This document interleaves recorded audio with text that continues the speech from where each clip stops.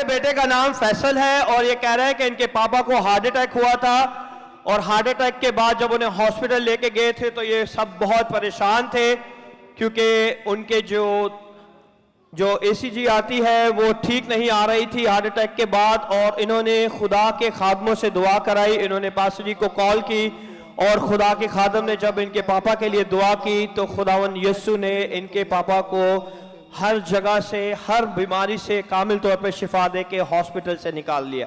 Hallelujah, hallelujah. जोरदार तालियां बजाएं और यीशु के नाम को जलाल दें।